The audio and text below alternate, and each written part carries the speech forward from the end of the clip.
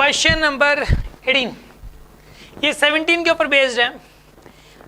आप पहले 17 करें, इसका वीडियो आपको मिल जाएगा, पहले 17 का वीडियो देखें फिर उसके बाद 18 करें, क्योंकि इससे ज़्यादा समझ में आएगा ये।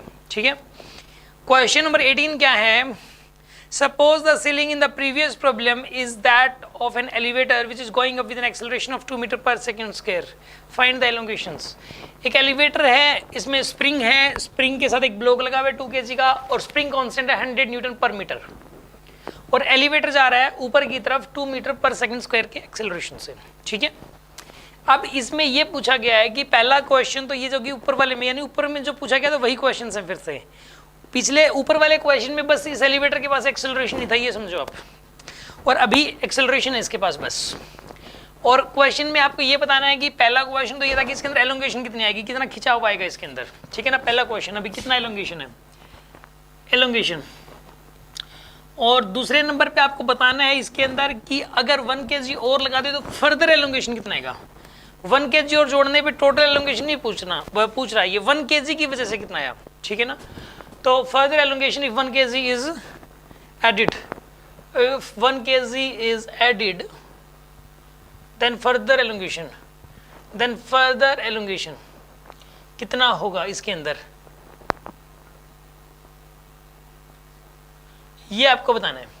ठीक है, हाँ, ये जो पूरा सिस्टम है ये 2 मीटर पर सेकंड से ऊपर की तरफ एक्सेलरेट कर रहा है। ठीक है, इस वाले क्वेश्चन में देखो कैसे करें, इसमें एफबीडी और इफेक्ट बनानी पड़ेगी। देखो आप इस केस के अंदर एक काम करो, देखो अभी 2 kg है तो सपोज स्टैटिक, अभी यहाँ पे देखो स्टैटिक है तभी तो हम निकाल सकते हैं, ना तो ये क्वेश्चन सोल्व नहीं हो पाता, मैं ये रेस्ट में ही है। तो इसके ऊपर जरूर देखो एक तो नीचे mg लग रहा है, और mg की वैल्यू कितनी होगी 20, और इसके ऊपर एक kx लग रहा होगा, k की वैल्यू 100 है, 100x तब, और इसके ऊपर 2 ही फोर्स लग रहे हैं। अगर इसकी एफबीडी बनाई जाए, फिलहाल अगर इसकी एफबीडी और इफेक्ट दोनों बनाई जाए, ठीक है, 2 kg ब्लॉक के लिए, तो 2 kg ब्लॉक के लिए एफबीडी बना दिया मैंने, इफेक्ट बना दिया। एफबीडी में इसके ऊपर एक तो 20 न्यूटन दिखाओगे आप, ठीक है, एक इसके ऊपर आप दिखाओगे 100x, ये 2 फोर्स लग रहे हैं। ठीक है, और इसका एक्सेलरेशन भी है 2 का, इसका एक्सेलरेशन 2 है ऊपर की तरफ, तो इसकी इक्वेशन बनेगी 100x minus 20 is equals to m में, इसका मास है 2, एक्सेलरेशन है 2 यानी कि 4, तो 100x की वैल्यू आएगी 24 and x will be equals to 24/100 यानी कि 0.24 मीटर, ये आएगा इसका आंसर। पहले वाले का आंसर तो आ गया 0.25 मीटर, 24 मीटर सॉरी। अब इसने ये बोला कि अगर हम इसको 1 kg इसमें ऐड कर दें तो 1 kg ऐड करने के बाद उस 1 kg की वजह से कितना एलोंगेशन आया, फर्दर एलोंगेशन कितना आया, मतलब टोटल नहीं पूछा, लेकिन पहले टोटल निकालना पड़ेगा इसमें। अभी 1 kg ऐड कर दिया, ठीक है, अगर 1 kg ऐड कर दिया तो टोटली कितना हो गया 3 kg।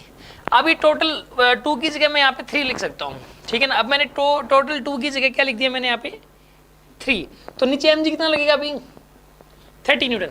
ठीक है ना, अब देखो अभी फर्दर एफबीडी और इफेक्ट बनाओ फिर से, एफबीडी एंड इफेक्ट, ये थोड़ा और नीचे चला जाएगा। 1 kg लटका में ये ब्लॉक तो मैंने फिगर में तो यही दिखा रखा है, लेकिन थोड़ा जितना पहले था उससे और नीचे जाएगा अभी ये। ठीक है, एफबीडी और इफेक्ट, ये एफबीडी बनाया मैंने, ये इफेक्ट बनाया, ये एफबीडी में ये वाला बॉक्स यहाँ बना दिया, इफेक्ट में बना दिया यहाँ पर। एफबीडी में बताओ कौन कौन से फोर्स लग रहे हैं इसके ऊपर, एक तो 30 लग रहा है, और क्या लग रहा है इसके ऊपर बताइए 100x, x1 मान लो इस बार, क्योंकि x तो पहले माना था, अभी x1 मान लो। और इफेक्ट में एक्सेलरेशन है ऊपर की तरफ 2 मीटर पर सेकंड स्क्वायर का, एक्सेलरेशन ऊपर की तरफ है 2 मीटर पर सेकंड स्क्वायर का। तो यहाँ पर इक्वेशन क्या बनेगी, यहाँ पर इक्वेशन बनेगी 100x1 minus 30 is equals to M A 3 × 2 6, तो 100x1 की वैल्यू आ जाएगी आपके पास 36 and x1 will be equal to 0.36 metre, ये आपके पास x1 की वैल्यू आ गई।